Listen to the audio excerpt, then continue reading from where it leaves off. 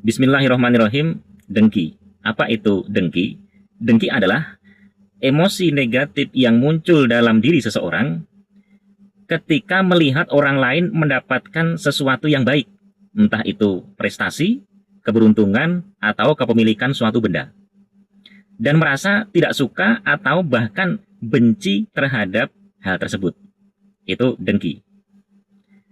Dalam hadis dijelaskan, iyakum wal hasad, fa innal hasada yakulul hasanati kama takulun narol hatok.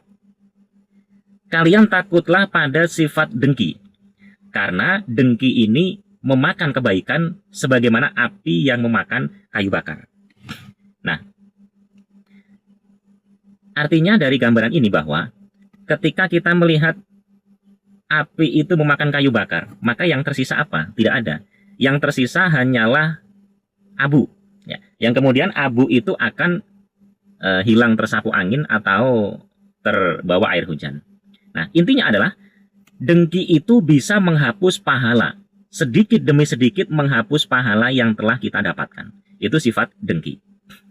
Maka mudaratnya sangat luar biasa ya. Dari segi pahala itu adalah menghapus pahala yang telah kita dapatkan. Lalu, apa manfaatnya dari sifat dengki? Tentunya dengki tidak ada manfaatnya. Manfaat itu adalah sesuatu yang baik. Maka dengki ini tidak ada manfaatnya. Lalu apa mudaratnya?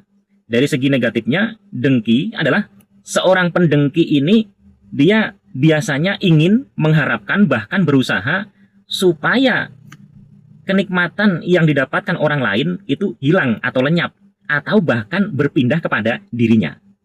Itu orang yang dengki. Kemudian dampak negatifnya yang kedua adalah orang yang dengki ini akan berusaha menjatuhkan orang yang dia dengki dengan cara menyebarkan gosip, menjatuhkan orang yang dia dengki, atau bahkan merusak kebahagiaan orang yang dia dengki.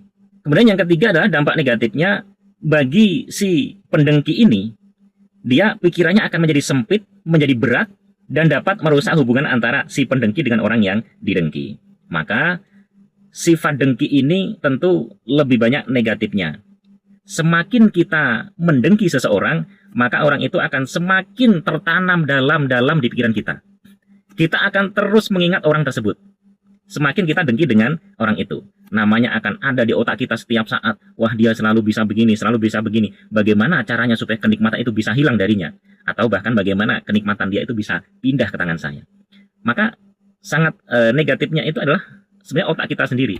Semakin kita dengki kepada seseorang, maka orang itu akan semakin tertanam di dalam otak kita. Ya, maka sebisa mungkin kita hindari sifat dengki. Misalnya tetangga kita orang lain mendapatkan kenikmatan yang luar biasa sedangkan kita tidak, it's okay, tak masalah. Itu adalah rezeki dia. Kita tidak berhak untuk dengki. Dengki yang jelas akan menyiksa batin si pendengki. Demikian, jazakumullahu khairan.